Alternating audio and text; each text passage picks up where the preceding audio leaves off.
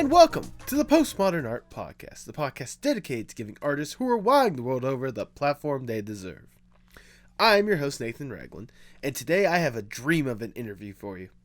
Today we have Roya Shahidi, a rising storyboard artist with a strong hand in the animation community, particularly with reanimation projects. They were wonderful to talk to, and I hope you enjoy as much as I did.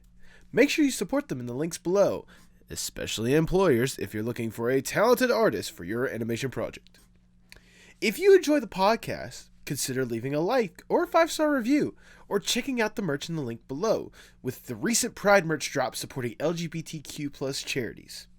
Also, if you enjoy the podcast and want a place to chat about it more, consider joining the Apocalypse Podcast Network Discord server, where I'll be lurking, chatting about this podcast and others in the amazing network. The link will be in the description below. In fact, let's hear about another amazing podcast in the Apocalypse Podcast Network. Could it be the giant pink dress?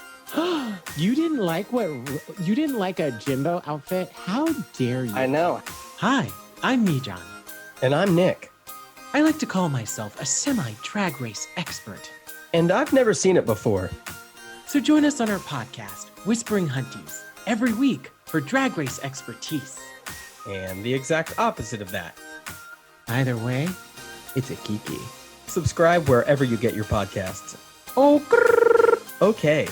How could I possibly? Take your cute cats that keep walking all over you and making me wish that I had a My pet. sweet little And debris. get out of this podcast. I need a door slam like right now as I throw you out of the house.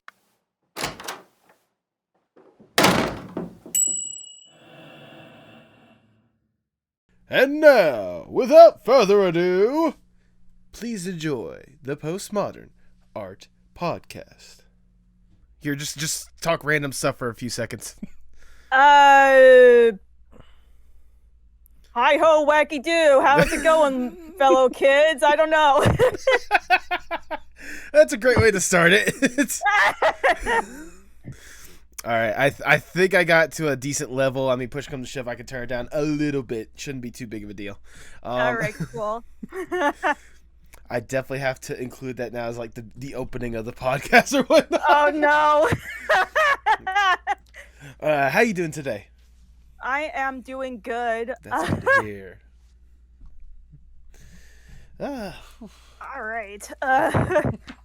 Sorry, my weekend has been very interesting because what was it? Yesterday I had a podcast. I was appearing on other people's podcasts trying to get the name of mine out there. Yesterday I had one which I knew about, but then earlier today I got notifications like, "Oh yeah, at 2:00 today you have a podcast." I'm like, "I do?" I mean, it was a fun time. It's off topic. I don't know if the episode would be up. I don't know when the episode will be up, but I mean, it was fun. We talked about mukbangs, so. Oh wow. That must have been an interesting conversation. It was. I learned today that the highest grossing YouTuber to like doing mukbang content or whatnot is making $4.8 million. Wow. Like, I wish I could make that much money on a YouTube video. I know, right? I mean, the guy, I forget what his name was, but he's got like 10 million subscribers. I think part of it is not just like money from YouTube, but like I imagine there's like a bunch of brand deals for something like that. Yeah, for sure. So it's like, I heard that, and literally on the podcast, I like flopped down on the bed, and I'm like, why am I doing this? Why can I not just make money by eating food?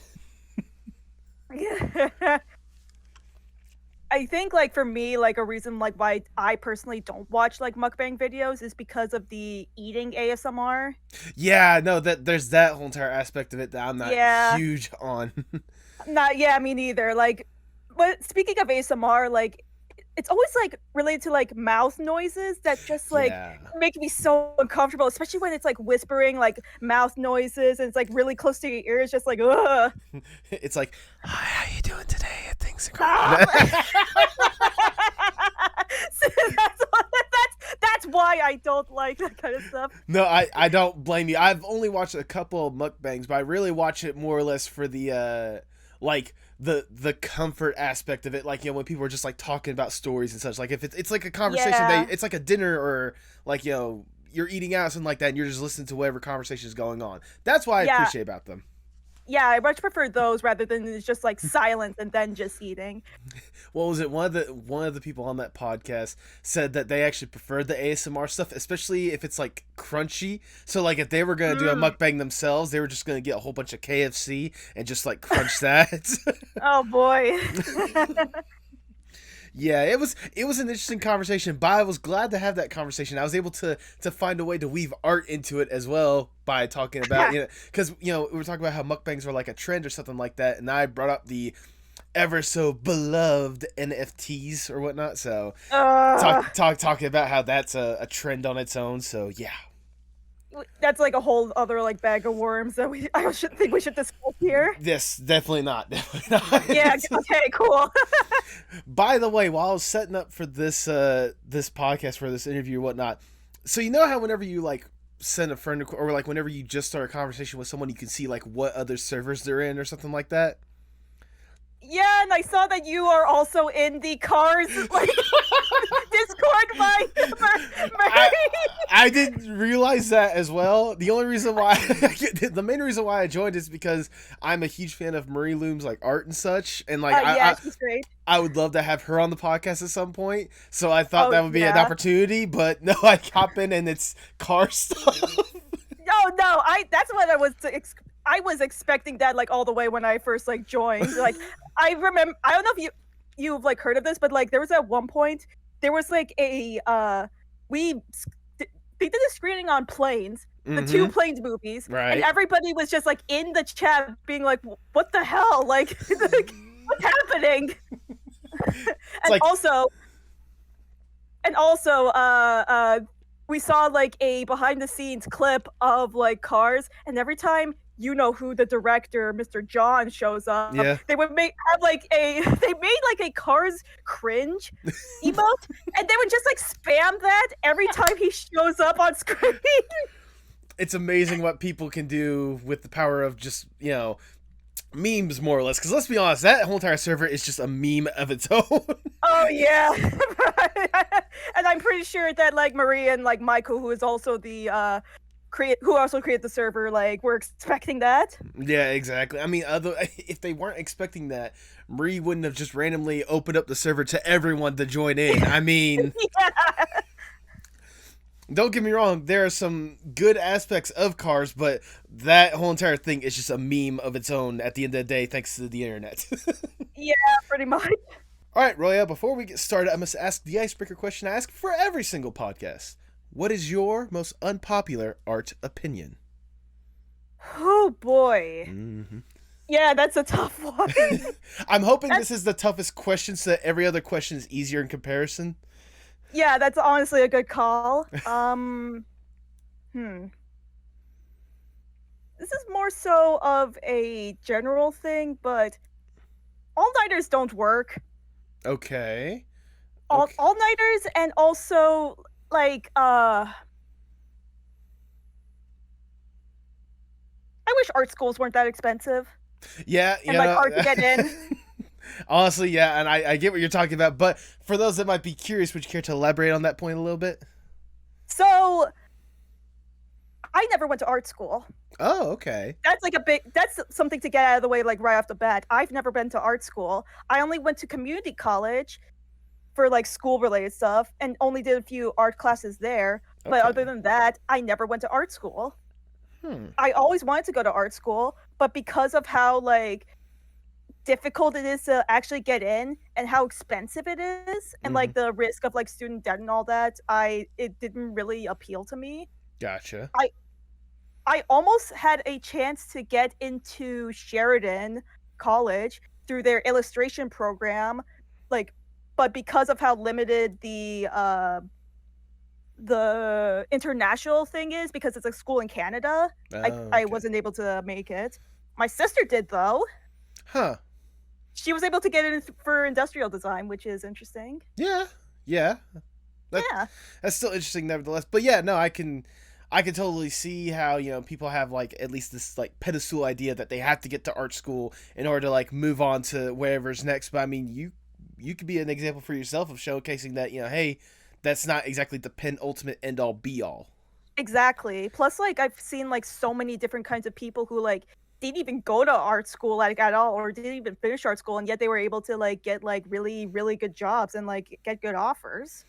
I think this is a personal opinion. This is from a college need to finish up the last semester person myself, but I think college is more or less like it does give you good experience like in the field that you want to go to, more or less, like classes and such, but I feel like it's more or less like the connections you can make through there to potentially get you a little bit further than if you were to do it by yourself. Yeah, definitely. That's definitely something that like I realized like rather early on, is that like connections are like far more important than like actually going to like school, and like that's like a big reason why like so many people who have been to school prefer, like, not really prefer, but like have good experiences with school, is because of the connections that they were able to make there, from like the students, the teachers, to like special guests, and like all that. Like those are like really the only reasons like why I even like still remember like some like classmates from, or like just people I met like while in community college. Like it's just the people. Yeah. I mean, I will say, like, traditionally, like the art school thing, that'd be like the best way to make those connections. But honestly, with like today's society and how social media is, it's probably not as hard to make some of those same connections. I mean, you can correct me if I'm wrong. Oh yeah, like definitely. Like and I was able to actually learn that through Facebook. Oh wow, okay. Yeah, like I was just like on Facebook at one point, and then I just became friends with like some people like that I knew, and they were friends with like some other cool people, and then I saw like that's how I was able to like learn about the mutual like aspects of things. I was like, oh, because this person is mutual with this person and that one, I'm sure they're a cool person, and then I follow them, then they follow me back, and because of those connections, I was like, you would be able to like meet like so many like cool people. Oh yeah. And like that like also like taught me early on that like one of the most important things when it comes to forming connections is just being yourself, being your true, authentic, genuine self. Amen to that a million times over. Yeah. Like, I mean, that's like not just being authentic, but like when it comes to like, especially the people that you want to make connections with, shoot your shot with them at the very least. Like, be honest and upfront with who you are and such. But like, you'd be surprised how many people will like connect with you if you just at least take that first step and like ask them, or like try to connect with them in the first place. That's why I always try to vouch with this podcast more than anything else, because the people I brought on here, I'm more than amazed that I was able to get any of them for even a sentence. Yeah. Yeah, but, like, sorry. You go. No, I was gonna move on, but if you have something else to say, go ahead and say it. Yeah, it's okay. But yeah, like being yourself, and like it's like one of those things where it's like I honestly get like getting nervous or like scared to like go up to someone and like being yourself, like like especially if it's like somebody you admire or an artist you like or whatever. But like just like knowing that like also like putting yourself in the perspective of like they were probably in the same position as you at one point, so you shouldn't worry about it. Yeah, that's a good way of putting it. Yeah, they were probably like they probably were in this position where it's like they met an artist they really admired and they had absolutely no idea how to like approach them. But like just know that like they're also like people. They're just like you and me. They probably like would want to like have like a nice simple conversation with you as well. So just like be true to yourself. Yeah, take that first step, even if that random conversation, whether it be something to help you out with your career or just a random conversation about cars. But nevertheless, just art school shouldn't be a necessity, or at least should be cheaper if you're going to make it a necessity. Is that a hill that you're willing to die on? Yes. All right, then. If that's the case, I can't think of a better way to start the Postmodern Art Podcast. Welcome, everyone. I'm your host, Nathan Ragland. Feel free to subscribe or follow whatever streaming platform you prefer. I'm a part of the Apocalypse Podcast Network. Go to apocalypsepodcastnetwork.com to see more about my podcast and other amazing podcasts. And follow us on Twitter at PostmodArtPod and Instagram for future updates and guest announcements, including today's guest. They are an Iranian-American storyboard artist and animator whose passion for art and animation can be seen in their online presence. Welcome to the podcast, Roya Shahidi! Woo! How you doing today? I am doing spectacular. How are you? I'm doing wonderful. Now I'm actually getting a chance to sit down and chat with you. Like I said, I've like we've talked about in private, I've seen your stuff online for a good bit, so it's awesome to actually get the chance to meet the person behind the art. But before we really talk about the art itself, I want to go back just a little bit. I want to know the origin stories of Roya. What exactly got you interested in art and animation in the first place? So, I've always been interested in animation ever since I was a little kid. Okay. One of the first things I distinctly remember, and my mom remembers me watching, was The Lion King. Hey, that's a good start. Yeah, it is a really good start, honestly. And honestly, yeah, like that, and like that film alone gave me like so much appreciation for animation right off the bat. So much to the point where as a little kid, I would only watch like animated stuff, like almost like all the time. And the cool thing is, both of my parents are artists as well. Whoa, my mom is really? My mom is a graphic designer and my dad is a photographer, and he's also familiar with constructing buildings and such. Oh, architecture, like, okay. Architecture, yeah, with mainly houses. But yeah, they've always been like saw me being like fascinated in art and animation ever since I was a little kid, and like I would like be so fascinated with it, like ranging from like watching stuff on Cartoon Network, Nickelodeon, Disney when they were big, and like scouring like to the library for like obscure like VHS tapes like to watch. And yeah, like, and fun fact, I didn't like actually like do any art stuff until like way later, because for some reason, because as a kid, I don't know why, I was like always like a little like I didn't know how to like handle myself within certain situations as a kid. And like when it came to drawing, my parents would like always tell stories about like how I couldn't even like hold a pencil for like too long without like wanting to like drop it or something. And there was like one point where my dad like took a canvas and a bunch of paint and like put it like right in front of me so that I can like do something. And I just like took all the paint, splattered it all onto the canvas, and just like mushed it all together until it was like a brown paint, brown like sludge. And like my dad was like, "Oh no, she's never gonna get into art." Well, I mean, but you say that, but for all you know, your younger self could be tapping into the future and just like predicting the future with just being brown and mucky and all this kind of stuff. Oh my god! But yeah, like it took me a while to like actually like get into like art. Like I did like draw like typical like stick figures and like simple stuff when I was younger. But it wasn't until 7th grade where like it like finally clicked for me. Okay. Is it that was like sorry if I may ask, is that the point where it just went from kind of like a love to it to a passion and potentially what you wanted to do for the rest of your life? Or am I jumping ahead a little bit? A little bit, but let me get to in 7th grade, I was just like casually like doing some stuff. Everybody was drawing, and I was just like minding my own business, and then I started drawing like animals like eating like human food. And then like as I was drawing it, I was like, whoa, this is really cool. I should keep doing this. And like that from then on, I just kept going, and I just kept going.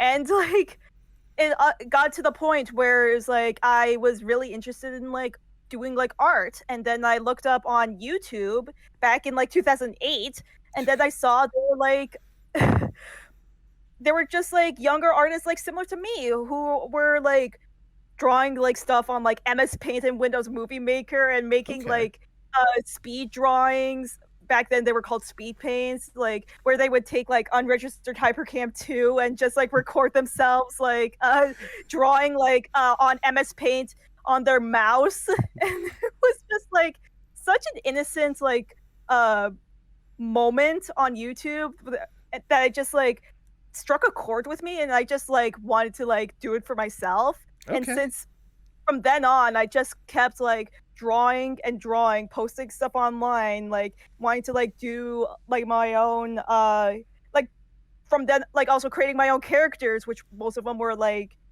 wolf characters with like giant foreheads for some reason. Like if I were to like show you like some old drawings, that it would be like like simple like wolf characters, but for some reason they would have ginormous foreheads. To this day, I don't know why. I don't know why I would draw them like that. Those were like the alpha wolves. They're the ones that contain the most knowledge and know everything about the lay of the land. Oh my god. Yeah, like it was that, and also like I was like very inspired by like Sparkle Wolf characters, and like this like one series on YouTube called Fairy Foxes. Okay. Which was essentially a Sonic fan animation series where it was basically like they took their own characters based off of the Sonic franchise, turned them into a species they called fairy foxes, and made a series out of them. And I was very inspired by that, and I was like, oh, I want to make a series on my own, but this time with wolves. Yeah. And this time, I want them to them to have a twist. They can transform into Pokemon, because I was super into Pokemon when I was a kid, like all the way. It's like trying to be original with it. It's like, okay, you're a wolf. Let's turn into Eevee. Fun fact, I actually had a character who was like straight up named Eevee. Oh, there you go. Yeah. That's one of those. It's named Eevee, but it turned you like a Charmander or something like that. Just a nice little twist as well. I probably would have done that, but like I like realized like really quickly that like it wouldn't be a good idea, because I would have to deal with copyright stuff, because that was at the height of when YouTube would be a stickler for copyright, worse than it is today. Way worse than it is today, but or just as bad. I don't know.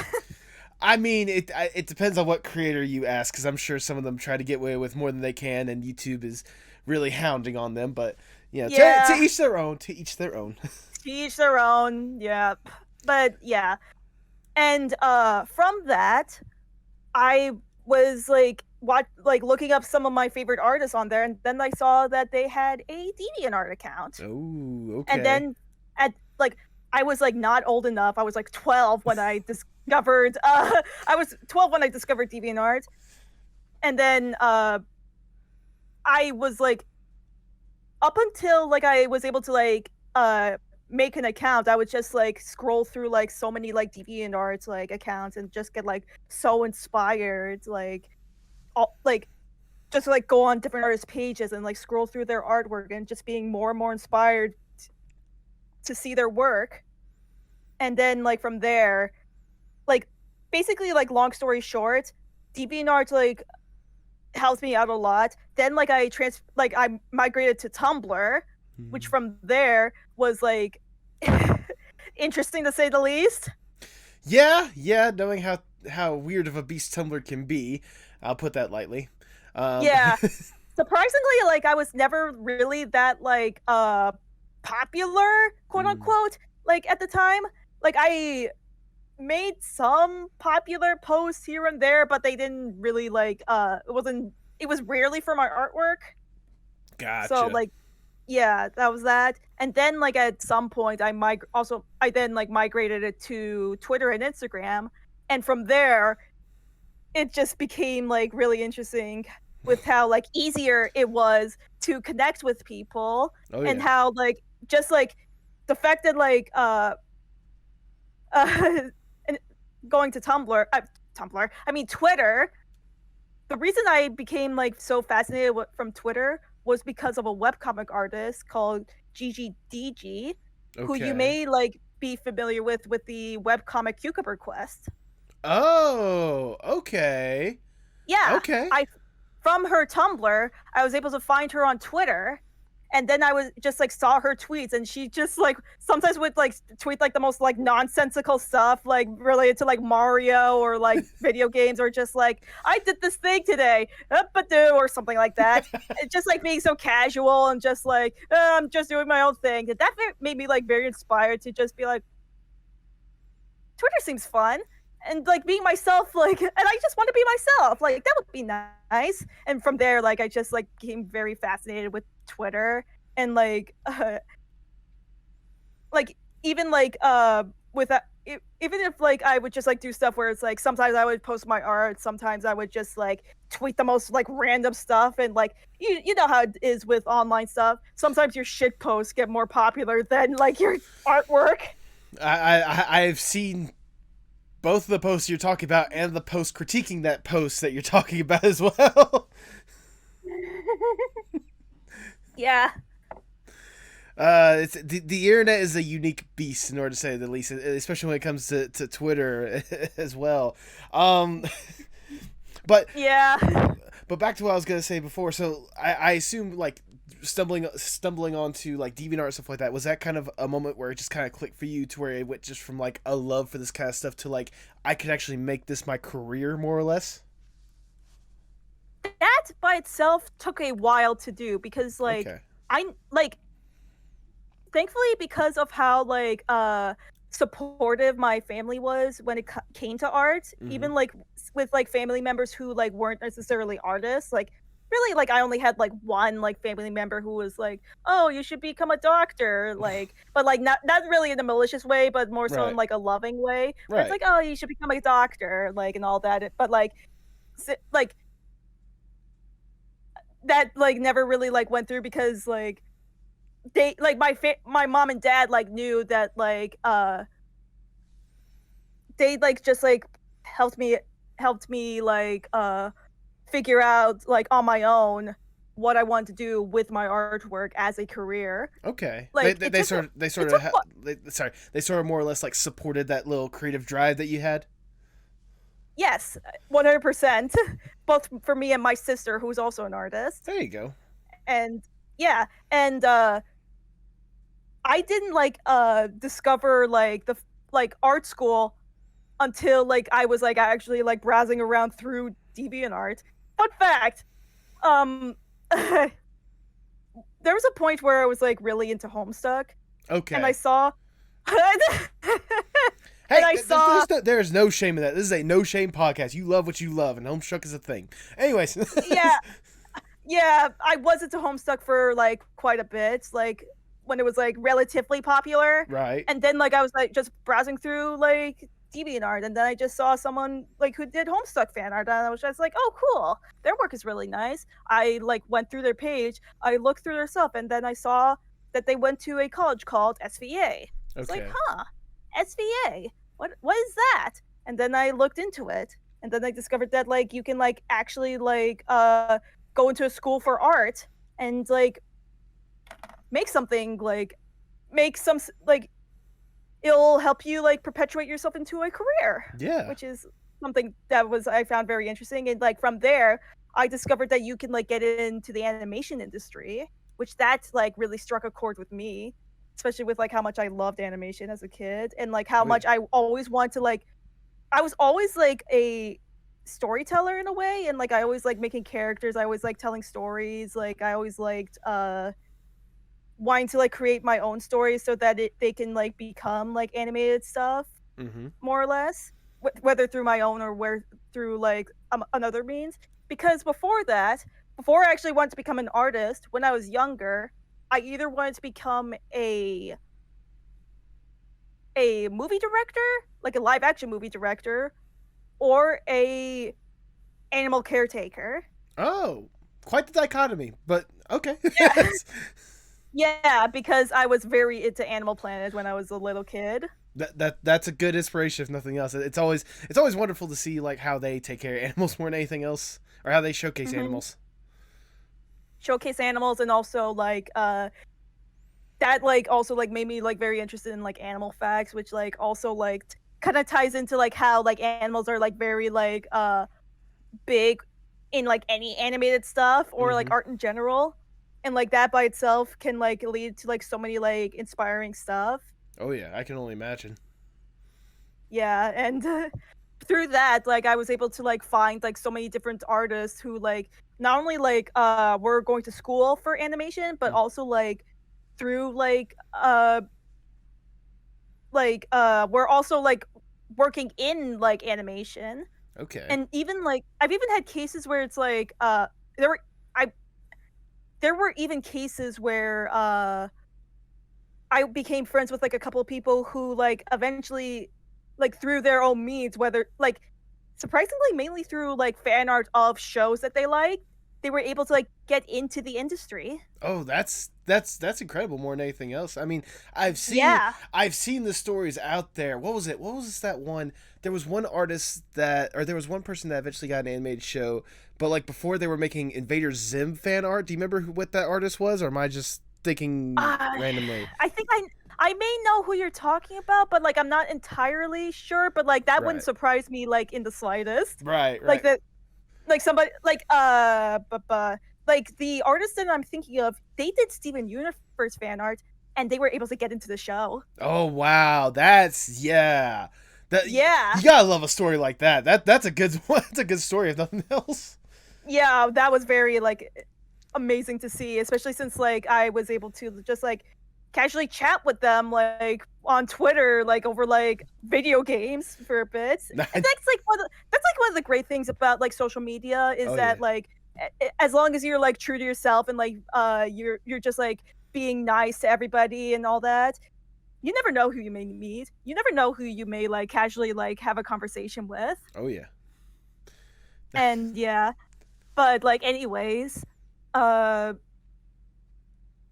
it took me a while to like realize like because like I wanted to like get into the animation industry through like not just like people who like were going into the industry, but also like show like at the time this was like the new wave of modern animation. This Mm-hmm. was around the time when like Adventure Time and regular show were like just starting and they just became big, and like Adventure Time really inspired me like so much to the point where it's like I was like able to like look through their behind the scenes blogs where like artists from the show would just showcase like their storyboards or character designs or background designs of like the work that they did, and like they would just like that would just like inspire me so much, and like from there I was just trying to figure out like what exactly would be the direction I want to take. And like after a bit, like what really like struck a chord with me at one point was when my family and I went to the it's when my family and I went to the portfolio day event at a local convention. Okay. And like that was like where like back before COVID Obviously. where like we would be able to like go like in person to like this like hallway, like this hall, not a hallway, but they would just like have tables from like different like art schools, like, and like you would bring your portfolio and from there you would be able to like have different teachers and like people like administrators from the schools look through your work to see if they would like to have you in their schools. Right. And we went to the table for Sheridan, Mm-hmm. and from there like they were able to like talk about like how like so many like alumni from Sheridan were able to like get into like big projects, and like from there like they sent like one of them said something to the effect of you don't have to like actually like learn like be an animator to get into the industry, because that's before then I wanted to be an animator like before. And like from there, like as soon as she said like that you didn't need to actually be an animator to get into the industry, you can do like so many other things to like help out with animation and to like get in. That is what like really struck a chord with me and made me realize that I can still get in without having to like be like a full-fledged animator. Right. Right. I mean, I imagine hearing that it more or less like made you a lot more hopeful to like get into the industry, this one that you've loved so much for like the longest time ever. Like that had to been like just the like the surreal light bulb moment more than anything else. Is like, oh, okay, now I gotta go harder with this. Yeah, and like from there, like I realized that I really liked storyboarding. There you go. Actually, that's a good way to like segue to one of my points. Like, so that what got you invested in more or less the storyboard aspect of animation more than the other aspects? I think like what really like got me interested in storyboarding was like looking through all of like the different like storyboard artists like posting their work and like talking about like their process like while making like episodes for a show like I mean like with like Adventure Time, Steven Universe, I think Clarence at the time, and like a bunch of other shows, and like seeing like the process of that like really like fascinated me, especially the ones where it was like very board driven shows, Right. where like they would make an outline for the show, for like not the show, the episode, and like then they would like run it over with a storyboard artist, and from there the storyboard artist would like have to make the episodes like on their own more or less. Yeah. Where they would like have to like figure out like how to get from point A to point B in their own way with like the characters and like how like everything is and all that. That's how like the process was for Steven Universe, which is really fascinated me.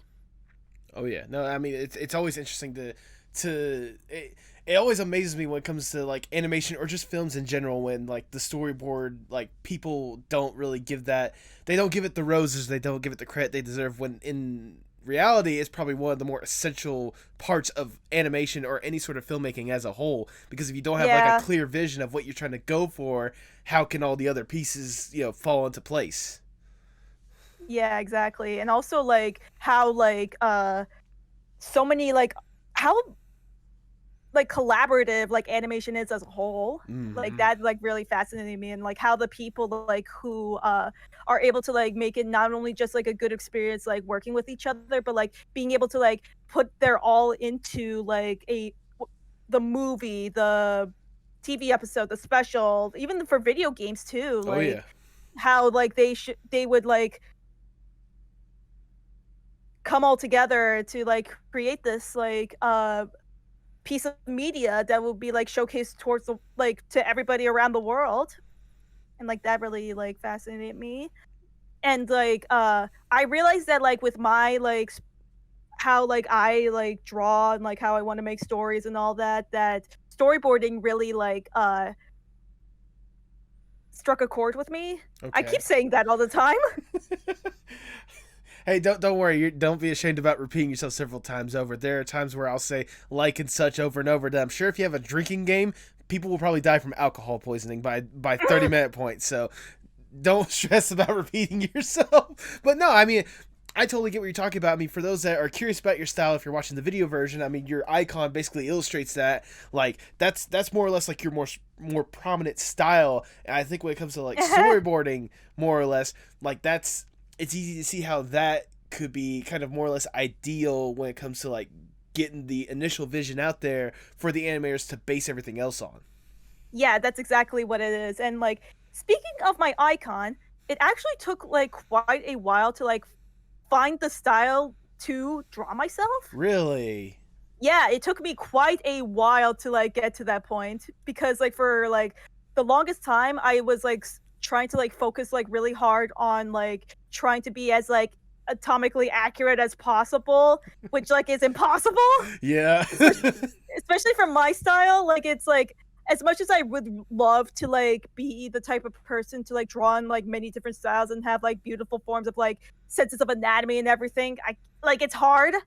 I'm not saying it's impossible, but it can be like tricky, especially with like if you don't practice enough. Yeah. But anyways, like it took me like tons and tons of experimenting and trying out different like styles and trying different techniques to like really like find like the kind of way of drawing myself that works, that like was very appealing to me, and it stuck that way. Yeah, I mean, it's certainly prominent with your posts. It's also been prominent with some of like the illustrations and the comics that you've done. One in particular that really grabbed my attention, mainly because it was on your website, but still it looked absolutely amazing, was Little Buddy and Grump Bud. How did that concept come to be? The best buds, oh yes. boy. So they came to be in a way kind of like a spur of the moment situation where like at one point I just like was like trying to like come up with like characters, and like one day while I was just like doodling I came up with Little Buddy, who is this like bowl cut bear cub essentially. Even though they are like in their 20s, they just look like a giant bear cub. I didn't realize they were in their 20s. Okay. Yeah, they're like, just so you know, both of them are in their 20s. Okay, fair enough. But anyways. Yeah. And like they were definitely like inspired by the designs of We Bare Bears. Like I tried to like go for that kind of like simplicity when it comes to their design. And like at one point I was just like, they would seem nice for a comic, but like they seem like a little lonely. They would need a friend. And like I was just like doodling all the time, like doodling like some characters, and then like I was just like, I want to make like a red panda character because I've always like loved red pandas. They were one of my favorite animals. And from then Grump Bud like became a thing, and then from there I just like drew them together, and then like it just was like I've always wanted to make like a web comic or like a comic strips series at some point, and then that's how Best Buds came to be. Yeah, I mean, for what I was able to see, like it was wonderful to see like more or less like their interaction with each other, whether it be like something sentimental or just like simple hilarious situations, like the time that what was it, Little Buddy basically stole Grump Bud's ears for some random reason. Yeah, like a lot of them were very like spur of the moment. I was like, oh, I think this would be funny. And then like I would just like have them like sometimes they would be like intertwined into like the next strip and everything, like, and that I thought that was like hilarious. Oh, absolutely. But like yeah, like honestly, like the reason like why I haven't like been doing much is because like especially at the time my management for like trying to like pump them out like every Friday, which was like my schedule at the time, was not the best. Like a lot of them were very last minute, I would be perfectly honest. Fair enough. And yeah, like I have been like drawing them like here and there like since then, and like they've definitely changed a lot in terms of like how I would draw them since like the first time I draw them. Like the first time like I drew them like together was around like 2017, and like right now, like if you see like the post like now, like they're basically night and day. Yeah, I can only imagine. One of the things I did initially notice when it comes to that kind of stuff is, like I said, there is obviously like the funny moments or something like that, but there was also like some of the strips to where like it was like legitimately a lot more sentimental, like a lot more personal and stuff like that. Did these like two buddies more or less become more or less like a comfort character for you to do whenever you just wanted to put a comic strip out there? That's a good way of describing it, and I would say yes. Okay. Especially since at the time I was not like, it was like very hard for me to like, I was like very in, I would honestly say that I was in like kind of like a rough spot like mentally. Especially since like at the time I dropped out of community college and I wanted to like find work, and it was like impossible for me to like figure out like what direction I would take, because at the time I wasn't sure if like storyboarding was my calling at the time. So like I would just like have like draw these characters, and like from there like I just like have time, even like with times where it's just like I wanted to like draw them like doing like wacky silly like typical like Sunday paper moments. There were other times where I just wanted to like let my feelings out through the characters, and I think that like really like added a lot to like not just like them as characters but also for like me as an artist. Okay. And I was like, it's like kind of a reason why I'm like kind of sad that I didn't like continue the comic, but like at the same time I like wanted to like take a break, because I knew that like if I just kept going without like like it just like wouldn't like I would just keep doing it for like the sake of it and not so much like out of like love, you know? Right. No, it's one of those like if you're going to just pump out stuff just to pump out content, more or less. That's not the way to go. If you want to create something, create something that you're going to turn around and you're going to like read again, you're going to absolutely love. And I imagine for you can correct me if I'm wrong, but I imagine for you, it came to a point to where it's like, why am I pumping this stuff out there? Why am I putting this out there if I'm not finding fun in it? Exactly. That's definitely like a way of like doing it, especially since like at the time while I was like making some of the comics, I was like a part of like a theater job, which was like paying like very like a movie theater job, which while it was nice, it was paying minimum wage, and like not even minimum wage, it was like below minimum wage, like right. And like also like some aspects of it I wish it was like better, needless to say. And yeah, like it was definitely like a rough spot for me, but like it, like thankfully, like even like when I stopped the comic, I still would draw the characters, and like people really appreciate the characters, and like to the point where it's like even my dad and my parents, like mainly my dad, he would like see me drawing the characters, and it's like, you should like make stuff with your characters again.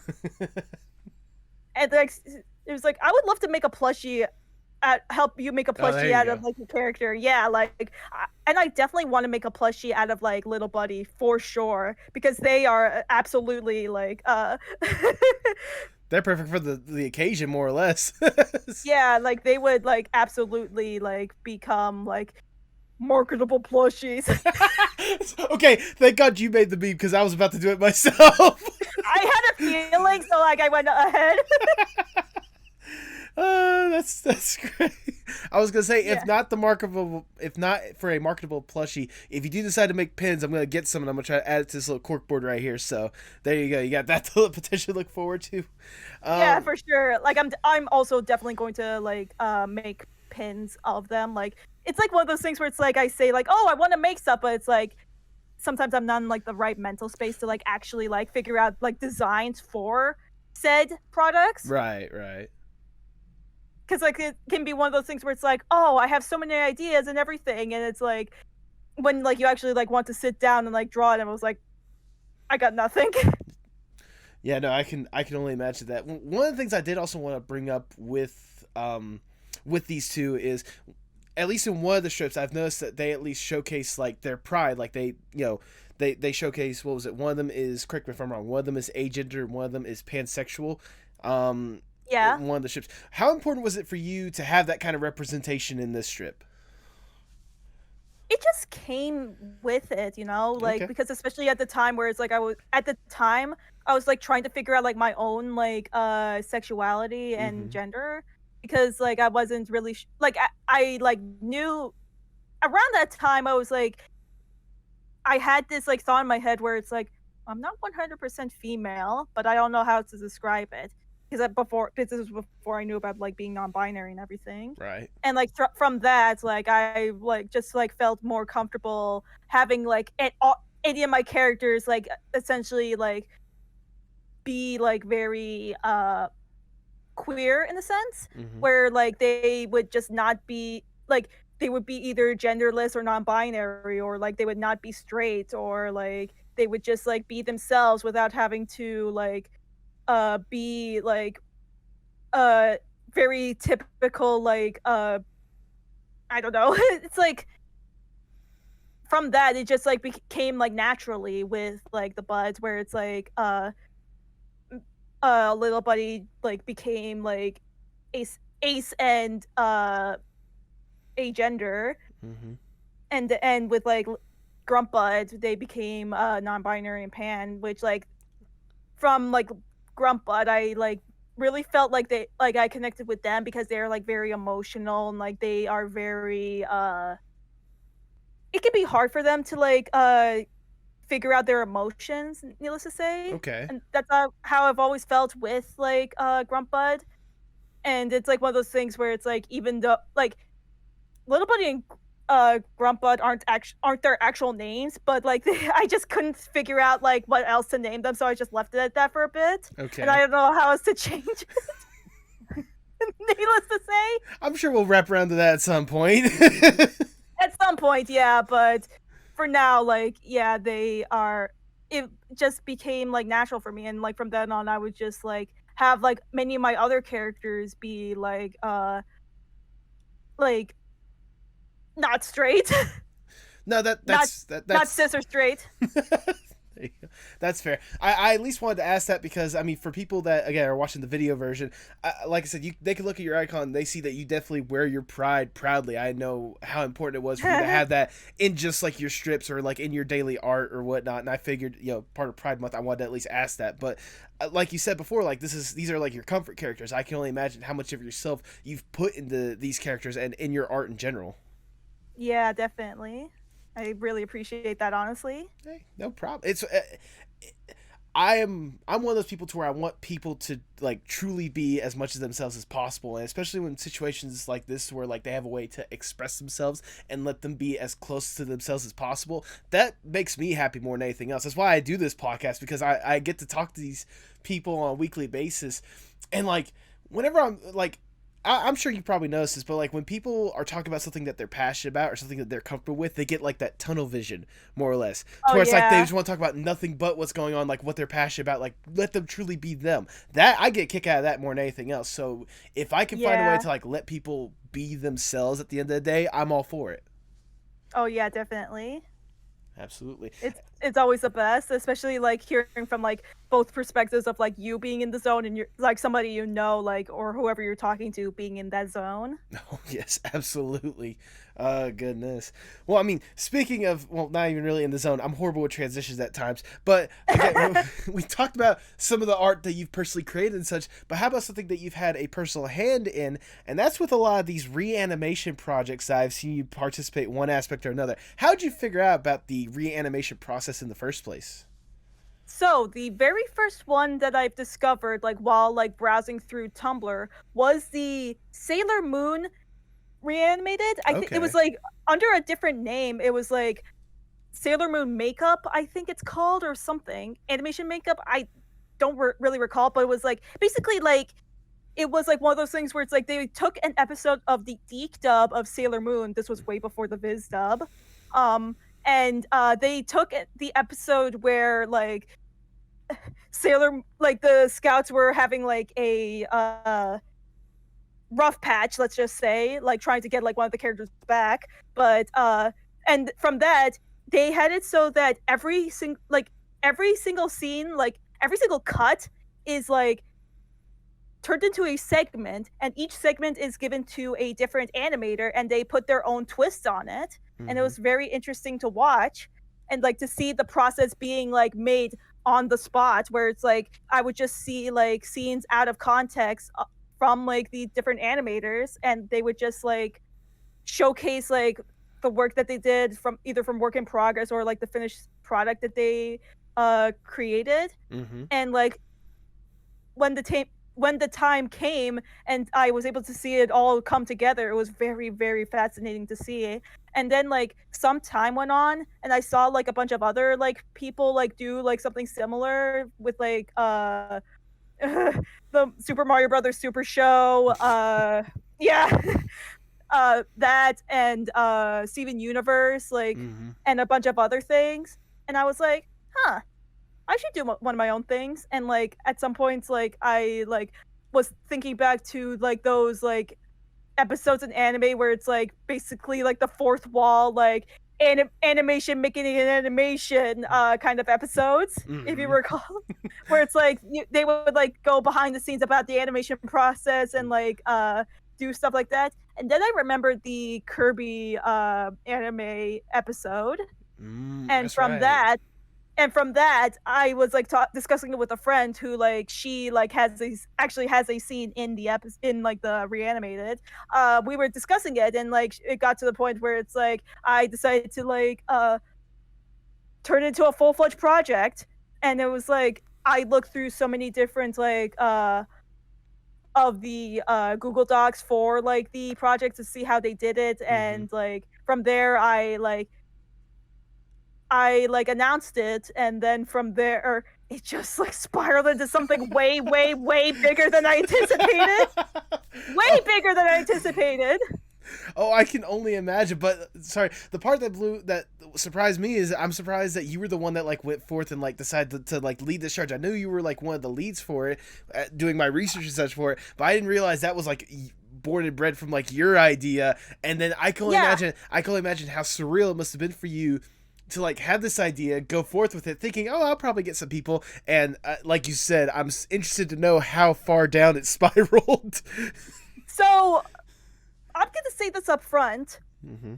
There were times like in like the Kirby like the project Twitter, I would say like we are doing this, we are doing that. That's like a lie. It's all me. I did everything. It was all me, and that like was like a big reason why it became like so much more than I anticipated. Mm-hmm. Because like even though I definitely was able to like get like a lot of help from like different people, like I like it was mainly like all by myself, and it was like that like juggling with like the same job I was doing, like the comics at the time, like, and also like a couple of other things. It was like definitely like so much like to like go through. Not only that, but one like thing that definitely was a let's just say a hurdle, an obstacle, to say the least. Yeah, that was when my computer crashed. Oh. Yeah.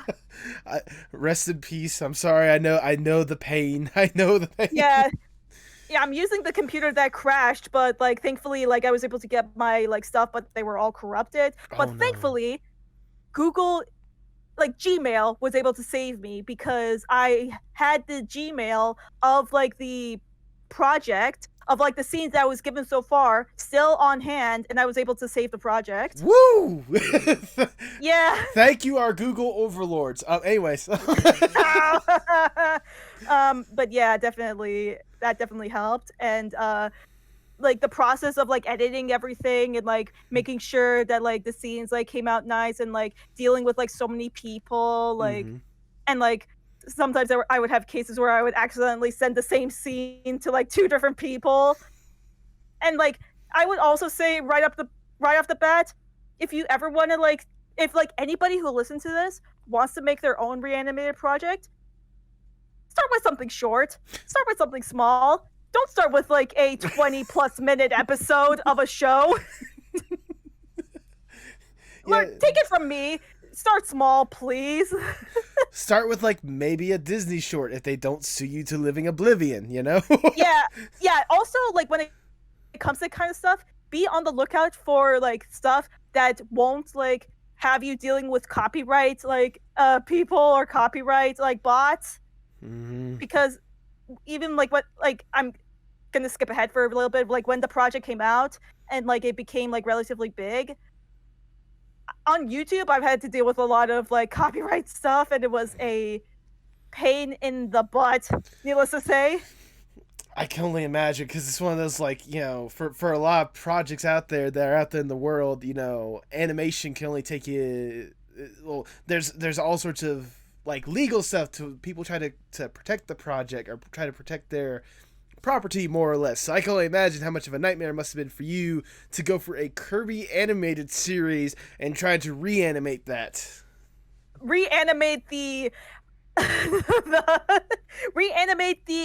episode where they animate an episode, which that in itself was like gonna go back for a bit. That in itself was like so much fun to make because like everybody was able to do like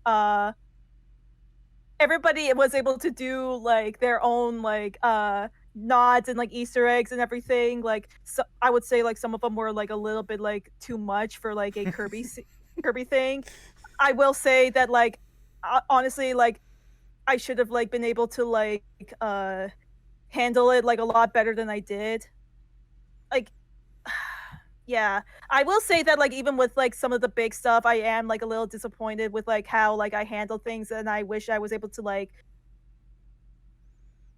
make sure that like things were like better, because like there was like one aspect where it's like they made like some animators like made reference to like another episode in the series where it's like it was like poking fun about like how like girl characters are perceived in like anime, and they made reference to that, which thankfully it wasn't like too bad, but it was like enough to like get like some people upset.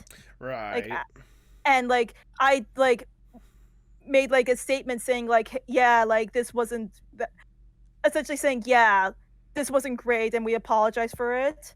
Some Right. people didn't take it well, but like I wanted to like make it out there so like it didn't come off as like I would like endorse like that kind of stuff to people who would like presume that like I would be okay with like certain characters being like overly sexualized, which I'm not down to. Like I'm not okay with at all, especially when it comes to small characters, like child characters. Yes, yeah, no, that shouldn't be okay in the first place. But yeah, at the same time, like, long story short, when it comes to this project as a whole, it was a learning experience for you more than anything else, I can imagine. Oh yeah, definitely. Like it was definitely like so much of a learning experience about like mainly with like being a producer more than anything. It just like made me realize like how to handle a project, how to deal with people like who like are asking for help or like wanting to make sure that they reach a certain deadline or like wanting to make sure that like everything is like in check and like everything's like set in stone. It was like a really big like learning experience like for me, and like one thing that like definitely made me happy was like in the end it actually did like help like so many people like get to like have like get like opportunities like in the future. Like I know that like one like a friend of mine who was like able to like get in the project and do a scene, like he like reached out to me like after the project ended and like was released on like YouTube and Vimeo and like Newgrounds, which honestly like they like made me like upload to Newgrounds because honestly I'm not too big on Newgrounds. Right. Which like I'm just gonna say that up front, but like anyways, they reached out to me and like they were like, hey, so a company like reached out to me saying that they really liked my scene and they actually want to interview me. Yo. Yeah, and from that he like was able to like, get hired from a few places until eventually he was able to get hired from Titmouse. There we go. Yeah, and from that he was able to like animate stuff on Midnight Gospel. Okay. That's awesome. Very awesome. That's great to hear. That is incredible to hear more than anything else. And that's like one example about how like so many people were able to like get amazing opportunities through projects like this. And that's like from there, like an interesting thing I should have mentioned earlier is like as the project was like being made, it became huge on Twitter, like giant on Twitter, like 10,000 followers, kind of big. Yeah, that's nothing to doubt. That's nothing to turn your nose at. That's big. Oh yeah. Yeah, it was huge. I certainly was not expecting that in the slightest. Never doubt the power of animation, my good friend. Yeah. But from that, like a lot of people were actually like getting interested in like making like their own like reanimated projects, like and in fact, like while I was making it, a couple people actually like came to me like saying like, hey Roya, I know you were able to like do like a project like this. How can I like get started on a project like this, on curating a project like this? And I just like gave them a few helping hands, and like from there, like a couple of like people I know were able to like create their like start up and curate their own like Kirby projects. Like curate their own reanimated projects, ranging from the Rhythm Heaven Reanimated to the upcoming Moomin Reanimated. Oh yeah. And also there's a Donkey Kong Reanimated, which like one of the like all of them were like people who actually like took part in the Kirby Reanimated. Okay. And from there, like it just became like so more and more until like I was able to like get it done, and like it just like blew up. Yeah, no, I mean like these reanimation things that I'm like seeing online, like it seems like every time I turn around someone's doing like a reanimated something else. I mean there was the reanimated like SpongeBob episodes that people are doing, or like the movie that people are doing. Yeah, definitely. Reanimated Clone High, reanimated I'm trying to think. There's one person, a former guest on the podcast, Charles Brubacher. He's currently doing one for, what is it, like Chroma Man or something like that? It's some like super obscure like 1960s Japanese anime or something like that. Chargeman Ken. There you go. That's what it is. Yeah. Fun fact, he was also somebody who came to me being like, hey, I want to do a reanimate of Chargeman Ken. Really? How do I do it? I'm like, oh, I definitely want to see a reanimate of Chargeman Ken, because Chargeman Ken would absolutely be an amazing reanimated. Yeah. For sure. And he chose the penultimate episode, Dynamite in the Brain, with the that, like, if you want to know how bonkers that episode is, definitely look. There's like a YouTube video that explains like the behind the scenes about like Chargeman Ken, how it came to be, and it talks about that episode, and it talks about like how ludicrous of a show it is, and like that episode, and like that was like that like by itself like gave me more of a reason to make me go for it, dude. Yeah. And like now it's being made, and like now like I have to like actually work on my scene. Hopefully it'll be done. Hopefully it'll be done by the time like sometime like after this episode comes up. Maybe, I don't know. It'll probably be sometime after this episode comes up, because unless it's coming out Thursday, I think there's gonna be some time after that. It's gonna take a while, but like for sure, like it is like very like interesting how like much like the reanimated scene like came to be, like with definitely in part with like the Kirby Reanimated, even to the point where it's like actually like my partner like came to me like saying like, hey, like while I was on the train at one point I saw somebody like on their phone watching the Kirby Reanimated. What? Yeah. That was something interesting to like hear about. Oh yeah, no, I mean, I can only imagine how surreal it must have been for you to like what started as this fun little simple idea that for a show that you like love, that you enjoyed or whatnot, blow up to this incredible thing to where like people are getting opportunities in the industry, people are coming to you for like, you know, advice on how to do their own reanimation stuff. Like how, like just as a whole, how surreal was this entire experience for you? Completely surreal, completely, and it's like I still can't believe that like it actually like happened like to that extent. Would you do another one? Maybe something shorter. Maybe there you go. There you go. Something like a lot shorter. Like I would like I said up front like earlier, start with something small. If you want to do your own, start with something small. Maybe like if anything, just take like a segment from like an episode and reanimate that, not the whole thing. Yeah. Because you also don't want to deal with copyright bots. What are you talking about? You've already done like an episode of Kirby. Now you have to do like one of the specials that they had, like the Saturday morning ones. It's like an hour and hour 30 long or something like that. Oh my god! Or you know, hey, I was like, since you grew up like watching it, I mean, you might as well just go full on Reanimated with the Lion King. I mean, might as well go with that sort. Oh my god! I would not be surprised if someone actually does that. I wouldn't be surprised if someone at least attempted that before Disney comes in and like just basically like a a goalie in stock or something like that. It's like, nah, don't even think about it. Just back up, go up. Yeah, that's like a big reason why I also say like when it comes to that kind of stuff, like start with like just something small. Like if anything, like if you really want to like reanimate from the Lion King, just do a song. Just do one of the songs. Like no more, no less. Yeah. Or like if anything, like just like what, especially when it comes, like a big reason why is because like some like the audio will definitely be something that like copyright bots will like definitely like go after. Mm-hmm. Not even the episode itself, it's just like the audio. So the audio and also like some of the visuals, so like you definitely have to be careful in that aspect. Right. And yeah, like, but other than that, yeah, definitely like start small. Yeah.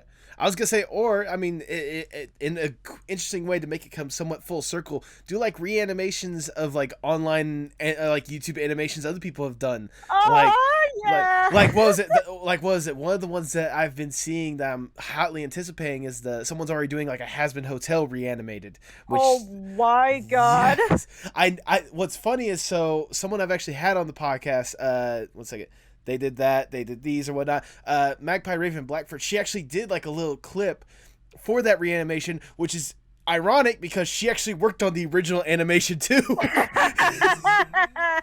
Funny enough, like that actually happened with like a couple of other things where it's like professional like animators like and like big people would just like come onto these like simple little projects and just like lend a hand on their things. Like for example, in the Rhythm Heaven Reanimated from my friend Kevin, Joe Sparrow has a scene in it. Oh, wow.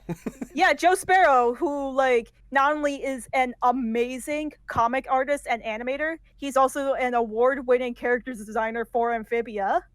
Yeah. Yeah. That's certainly something to say the least. Yeah, and it's like one of those things where it's like you absolutely never know who like would be interested in like your projects, like or not just with your projects, but your art in general, just for posting it online. That'd be like if like James Baxter came for like a reanimation project of like a Disney film he worked on, you know? I'm sure that he would be down for it. Like it wouldn't surprise me. I would certainly be intrigued if he was to do something like that. Yeah, yeah, definitely. Like he's like such a, from like what I've heard, like he's such like somebody who's like very like open with like new artists and like wanting to like help out like on other projects and like bring the best out of everybody, which like that's like something like I definitely strive to go for. To be like somebody who like especially for like people who are just like me, who are like especially like marginalized people, like to be able to like see themselves in their work, like bring themselves in their work, and like also wanting to help them strive to be like better than like they already are. Right. Like be the best version of themselves that they can be. Absolutely. That's something that the industry as a whole should be striving for, like, you know, trying to promote that kind of stuff, because at the end of the day, like, at the end of the day, with any of this kind of stuff, like, there's an audience out there that should be as much of a part of what you're producing as much as you are. So, like, being able to go out there and sort of nurture that, like, you know, the people that you were talking about or whatnot, and like have them feel like they're as much of a part of it as everyone else, should be something that should be encouraged more or less. Yeah, definitely. Absolutely. I mean, I know for you, like, you're trying to get more, I mean, correct me if I'm wrong, but you're trying to be more and more like with the industry itself. You know, if you look on your Twitter profile, like your name says, you know, storyboard artist looking for work and such. Yeah. How important is it for you to like be searching for these opportunities and hoping that opportunities like such will open up to you? It's definitely a interesting like journey to like get to like how even though like I'm still like trying to like get into the industry and such, like and like I've already like been able to like connect with like so many people who are like already in like and like a good, like I will say this like upfront with like, if you want to like be able to like connect with people like who are in the industry, like just be casual, just be, like I said earlier, just be yourself. Yeah. Like no reason to like try to impress them. They are probably already impressed by you right up front, from like either like you as a person or your work, or even both, mainly both, because like they would like if you are a really nice person and like you're able to like make an impression on them in like a certain way, like mainly in a positive way, they'll remember you. And like with how like tight knit the industry is, they'll certainly remember like you, like in a lot of different ways. So like I like that's like a big reason why like everybody's like says like you shouldn't be a jerk, because if you're a jerk to everybody and if you turn out to be like a really horrible person, everybody will know. Yeah. It's amazing what your credibility carries when trying to make your way in the industry. Oh yeah, so like especially when it comes to like that kind of stuff, you definitely need to like strive for better, but also like make sure that like it's like strive for better, and also like do it in a way where it's like it doesn't discourage like artists who are like want to get in. There we go. Like for example, you don't want to like you want to like chat with like not really chat, but like more so like motivate artists to like be themselves and like strive for better, and also make sure that like they also strive to make sure it's so hard to like figure out like what to say, but like more or less have people like pave the way for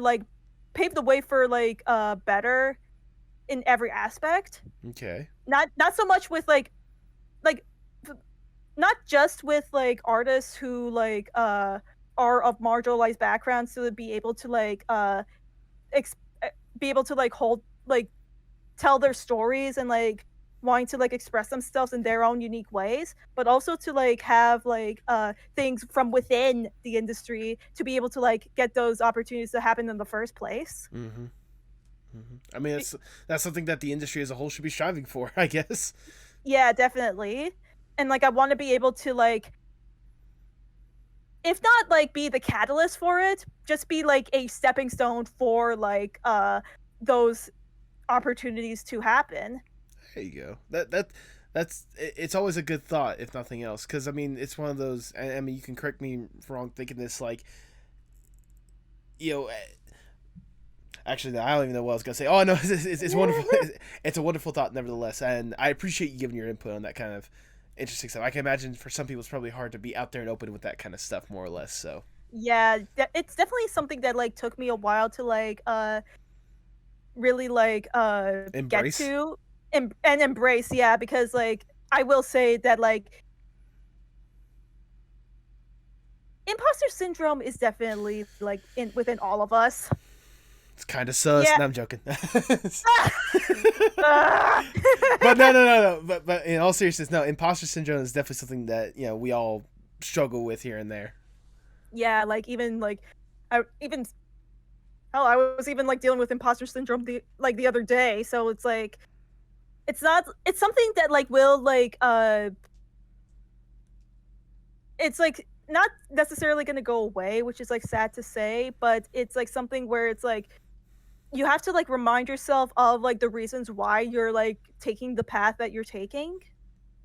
Yeah. Because like for me, like what like keeps me going is like reminding myself of the people who have gotten me to this point, and the people who have like inspired me like throughout all these years, and who are still inspiring me even today. And like reminding myself that there are like people like in out of the industry, people who are just like following me for my work, or just following me for like myself, or like just like people who I just like randomly meet online, or just like whoever. Like there's always like people out there who like really admire you for you, Mm-hmm. for who you are. And that's like a big reason as to why when it comes to like when people say that like don't be desperate, that they'll like, it's understandable, like whenever like while they understand, it's like one of those things where it's like if you come off as desperate, they will like not want to like it. Just don't come off as desperate, because like if you come off as desperate, people will easily see that, or they'll see through it, more or less. Yes, they'll easily see through it. And it's not so much of a personal thing. It's never a personal thing. That's like an important aspect to like learn really early on. It's never personal. When you get rejected, when like something bad happens, in the sense where it's like you don't get the job, you get rejected, Mm-hmm. and stuff like that, it's never personal. So like it's important to like think of that while like you're trying to like apply for jobs and everything. Yeah. Because like you never know, like you may get rejected one year, but then like later on, like in that same studio you might be applying for, you might be able to like get the job. Like you never know. It's like it's like one of those things where it's like it's all a matter of luck, being at the right place in the right time, and knowing like different people. And it's like you never know. Like, even like there'll be cases where it's like you might just like post like random art online, and like somebody from like a recruiter from like Netflix, for example, will find it online, find it interesting, and maybe like reach out to you. There You you never know. You never know. Hey, it goes back to what I always said at the beginning of the podcast: shoot your shot. You never know what happens. Exactly. Exactly. Hey, you know, you're talking about all these different like job opportunities and stuff. I have to know, for your perspective, what would be for you the dream job to have? Whew. I heard the clap. Boy. I'm excited for this. All right. I would love to be able to work on a Netflix series. Okay. I don't know, like, there are like a lot of different like kinds of shows that I would love to work on. Like, if I were to choose what I wanted to work on, like, the Fungies is a fun example. Yeah, there of, you like, go. something I would love to work on. Like, I don't know. It's like one of those things where it's like, even if it's like shows that like I would like shows that like are either currently airing or like are like not, or like have like ended already, like that would love to have worked on, or like Adventure Time, maybe Steven Universe, Kid Cosmic, Yeah. the Fungies, Craig of the Creek. Like, those shows I love, especially like ones where it's like you're able to like be able to like be fun and happy, like sometimes, but also having like a lot of heart, and like sometimes even like getting like very like dramatic and like emotional. Those are the kind of stories I would love to like work on. Oh, absolutely. And I do want to say, when it comes to Adventure Time, it's not dead yet. There's Distant Lands on HBO Max. Of course there is. I mean, there's one episode left. Oh, is there only one episode left? I thought there was gonna be. I thought there's like, at least a couple more. No, that from like what I know, there's only like there was like 4 episodes, and like 3 out of the 4 already came out. Right. Okay, so maybe it might be a little too late, but you still have to have hope, more or less. Yeah, more or less. And I do want to say, whenever you say the Fungies, seeing your like art style and stuff, I think the Fungies would I think you could replicate that style really great, as well as Kid Cosmic, because I did see that artwork that you did for Kid Cosmic, and that was wonderfully done. Like, that was Thank you. wonderfully done. Thank you so much. Like, it was actually like one of the like first like fan arts that like the official like Instagram like showcase, like before the show even came out. Yeah. Dude, I that was is just incredible. Like, that was like one of those things where it's like I just like tried to like replicate the show, like the like aspects from the show, like to like incorporate it into my work, like, and also like try to like mimic the comic book like aesthetics that like it definitely drew a lot of inspiration from. Yeah, no, I mean, it was very evident, and it's also more or less a testament to your talent, how well you were able to replicate that style, or at least become very close to it. So there you go. Thank you for that. Oh, and you're like certainly welcome. Also, like, other things I would love to like work on would be like adult shows in the aspects of like BoJack Horseman, Midnight Gospel, and Tuca and Birdie. Yeah. I actually, like those... sorry, I just want to say, I actually just had one of my former guests I've had on the podcast, Sarah Serval Fisher, or Serval Seraph, I don't know what her nickname she's going with. She was recently the lead compositor for the past season. Yes, she was. Yes. And also somebody I know, Nicole Ham, she was also a compositor and a character designer for the show, and that made me very happy, because their work is definitely very close to like that kind of like show, and like I was so happy when I found out that she was hired for it. Oh, no, trust me, I was surprised. I'm not gonna say I was surprised, but I was excited to hear Sarah get in that position. It was wonderful. So yeah. Yeah, definitely.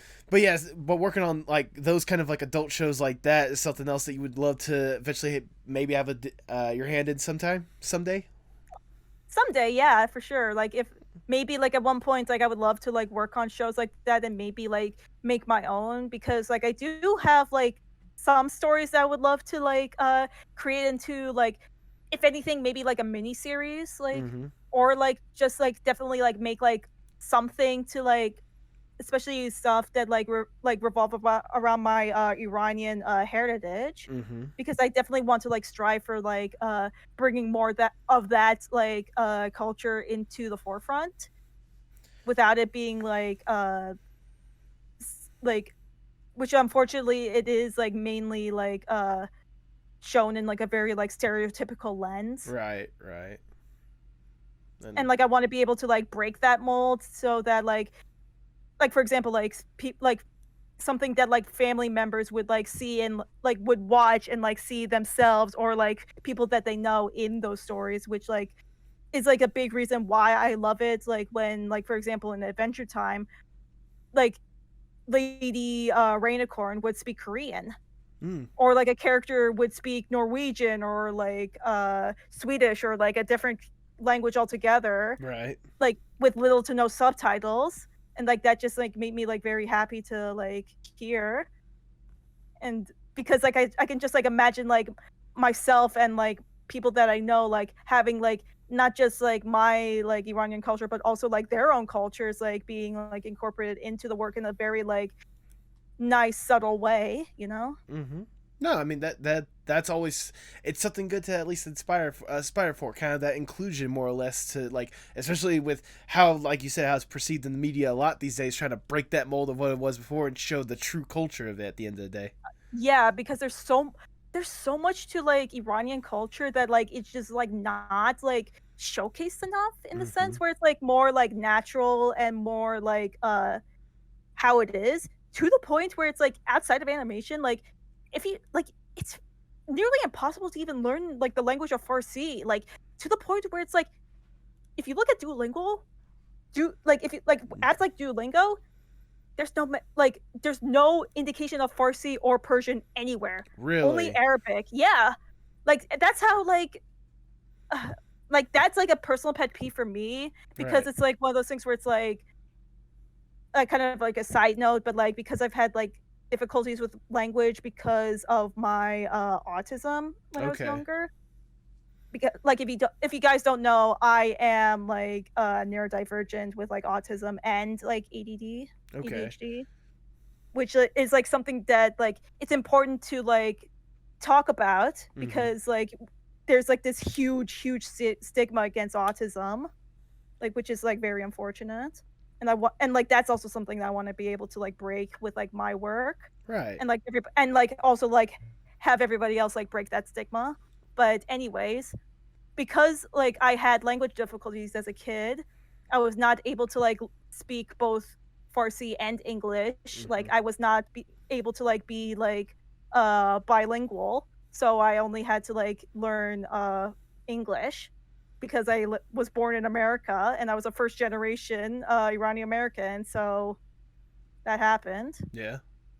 Yeah. And Uh, it's like one of those things where it's like something as simple as like not being able to learn your own language can like really like hurt you. yeah. No, I can only imagine how rough it must be, especially, like you said, your first generation. Like, a lot of the people that you're around like speak this language, speak Farsi, and it's hard for you to understand whenever all you know is that one. It's hard for you to understand more than just that one. Exactly. And it's like even though like you do know like some aspects of the language, the fact that you like really want to like converse with them, be able to like chat with them and like know Yeah. them, but you can't because of that language barrier. And it just hurts so much because they are essentially like, especially when it's like your own family. Yeah. It like it's like that's definitely something that I want to be able to like illustrate in my work Mm-hmm. because like it's definitely something that like I want to be able to like showcase in the sense where it's like and it's like I'm glad that I'm not the only like first generation person to like be able to like deal with that Mm-hmm. because I've heard like so many other like like first generation people like with from like immigrant families who like despite being like able to like do like live in America, learn English and all that, sometimes they can't even like converse with their own family. Right. Right. Yeah. That language barrier is always something that's rough when it comes to situations like that. I mean, I can, and again, I can only imagine like the situation that you're in or whatnot. Like, I can, again, I can only imagine how rough it is. But at the same time, like with animation, you want to hopefully break that stigma, make it to where it's a lot easier to break down that barrier. Correct me if I'm wrong. Exactly. Yeah, and not just like with like me, but also with like many other people of like very like marginalized like backgrounds and Mm-hmm. like communities and whatnot. And I want to be able to like help like perpetuate like a sense where it's like they our voices do want to be heard. Like our voices do want to be said loud and proud, like without having to be like pushed back or censored, or like believing that like because like a series that you're doing isn't being like making money, then it has to be axed or like whatnot, which like happens so much in It animation. really does. Sadly, it really does. Yeah, that's like a whole other like bag of worms. Yeah, ain't that the truth in the half? Well, in an odd transition, instead of being one of the canceled ones, let me help you try to create possibly one of the brand new smash hits. Let's go into what I like to call the dream scenario. Let's say I'm a big shot Mr. Moneybags right here at the top. Let's say I have access to anyone and everyone in the animation industry, as well as more money than I should have, than anyone should ever have. I come to you, I'm like, look, Roya, we love absolutely everything that you're doing. Like your stuff is inspiring and your stuff like looks incredible. We want to make the dream Roya Shahidi. So close. That was. I was so close. Roya. That really got to me. Oh my god. Roya Shahidi Dream Project. Please don't cut this out. Oh no, I'm leaving it in. Oh my god, I'm tearing up. Oh my god. And we need that good laugh. Basically, what would be if given unlimited resources and unlimited money to do it with, what would be the dream Roya project?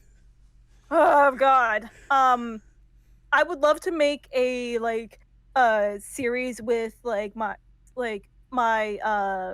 psychic animals characters. Like if you've seen like my characters like Miles and Gwen, like oh yeah, Miles the electrifying cat. Yeah. Like him and like Gwen, who's like a psychic Saluki. Okay. Like her and like a bunch of other characters that like I plan on making a like graphic novel and maybe an animation. Like maybe that would be nice, but like also like a dream project would probably be me making a like adventure story based around like so many aspects that I loved as a kid, from like magic to like underwater, like the ocean and underwater and like a bunch of other things, like and like incorporating all that into like a story about like Iranian girl like trying to like discover herself and like and stuff like that, like something to that effect. But like it's like, but like that's essentially something that I would love to like work on. And it's like maybe I can like find something that can like maybe like later on, like it would be nice if like another thing that I could do is make like little like animated shorts based off of my Bud characters, like Little Buddy and Grub Bud. That would be cute.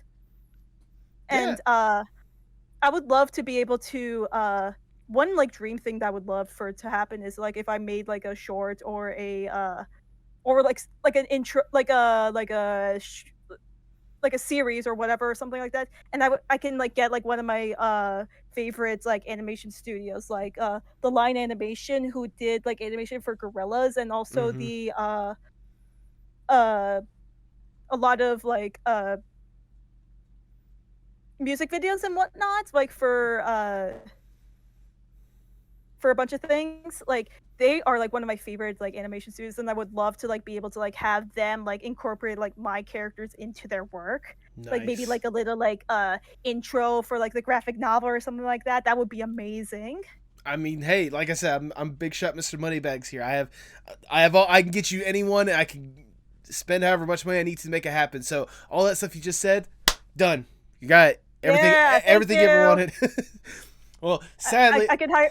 Sorry. I could hire all of my friends, and like I could hire like so many like new people who want to like be a part of a project, and be like, hey, come on in. There you go. And hey, if you need voice acting, I'm available. You know, you can spend the. Anyway, good to know. But now that we've got like the dream scenario or whatnot, let's come down to reality for here in a second. I'll ask the ever so generic question: where do you hope to see yourself, say, 5-10 years from now?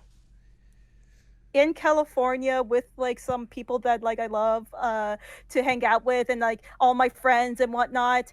Maybe like in an animation studio, like maybe like having like have my like work like who knows, like maybe either on a streaming service or like on like maybe like have like a video game made or like what, just like simple like small stuff. And like I would definitely like love to be able to like see my name in like credits for a like show or a movie or whatnot. Like that would There you be go. honestly really nice. Like something as simple as that would be like very helpful, because like something as simple as like seeing like your name or like somebody you know, of like either yourself, a friend, or a family member, or like an acquaintance can like really like inspire you.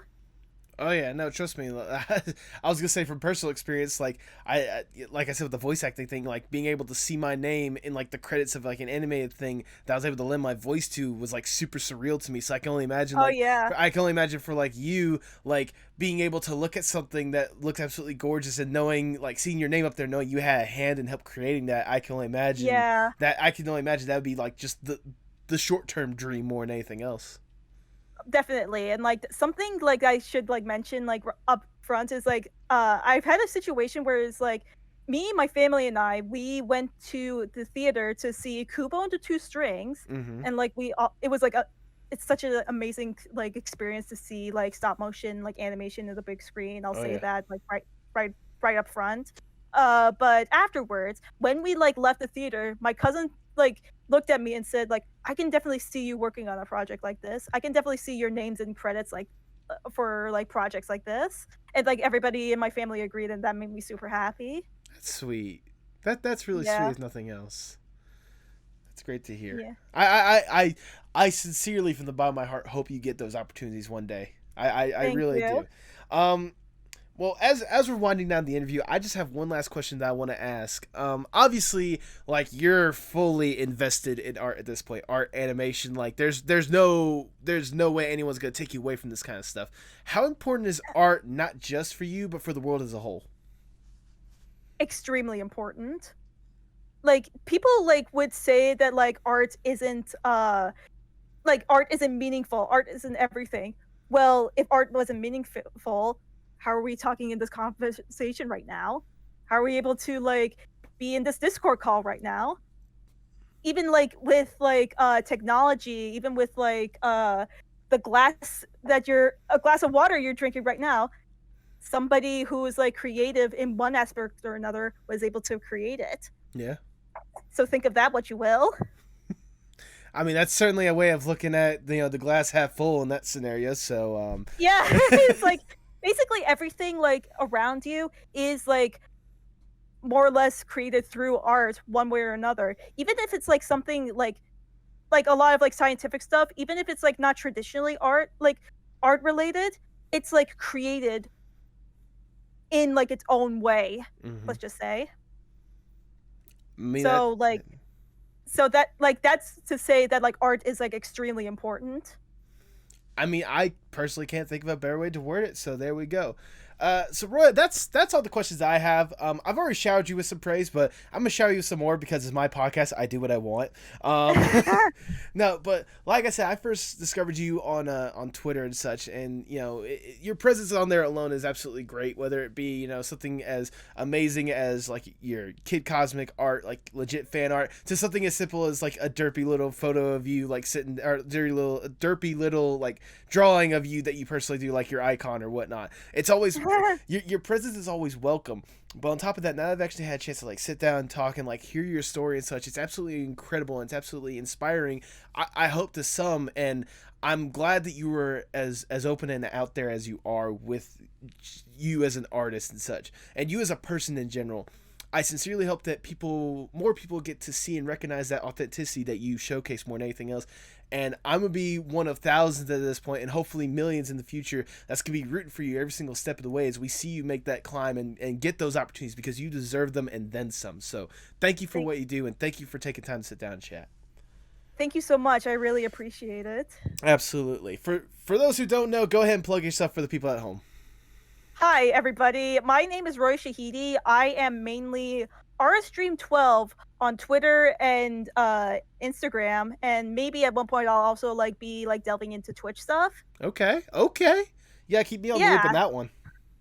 For sure, but like I'm definitely like mainly active on Twitter. Like I like occasionally like post stuff on my Instagram story, but like every once in a while I do like post up my own work, but like definitely be on the lookout for like stuff. And like if you see me like promoting like other people's work, just like that's just me, because I also not only do I really like talking about like stuff that I really appreciate, but I also like really like to like help like boost like other people that I know of and help them get the notoriety that they deserve. Mm-hmm. Absolutely. But yeah, like you can find me from like those sites. And for potential future employers, where can you also find your information and potential contact info?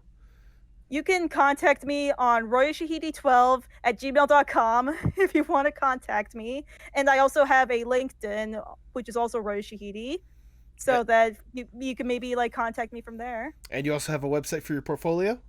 Yes, royashahidi.com. If nothing else, if there's any links that are missed or whatnot, I'll be sure to have them in the description below. Also, I forgot to ask this a little bit sooner. Where did the RSDreams12 username come from? Okay, so first of all, I used to go by Kaya Dreamer 12, which is like I took the last letters of my sister's name, Nika, Ka, and the last letters of my name, Roya, which is Ya, Kaya. And if you don't, like, I should have mentioned this like at the beginning, but my name Roya in Farsi means dream. Oh, okay. Yeah. That's a nice little touch. It's a lovely touch. Yeah. And like it was Dreamer, and then like 12 is like my favorite number. And then like as time went on, it eventually became rstream 12, which is just Roya Shahidi 12. Okay. Or Roya Shahidi Dream 12, more or less. So basically Roya Shahidi Roya 12. Yeah, more or less. No, that's so incredible if nothing else. So thank you for sharing that. I really do appreciate it. Yeah. Do you have any final words before we sign off? I think that's basically about it. Okay then. If that's the case, all I have left to say is, for the people at home, hasta luego, mi amigos. See ya. Tell me what's wrong, tell me it's parts in motion. Sing me a song, tell me your eyes can't open. Show me it all, put me up in the car you drove when you used to call. Show me it all. Thanks for listening to the Apocalypse Podcast Network. For more great podcasts, go to apocalypsepodcastnetwork.com. And remember, every time you support one of our sponsors, you're supporting the podcast you just heard.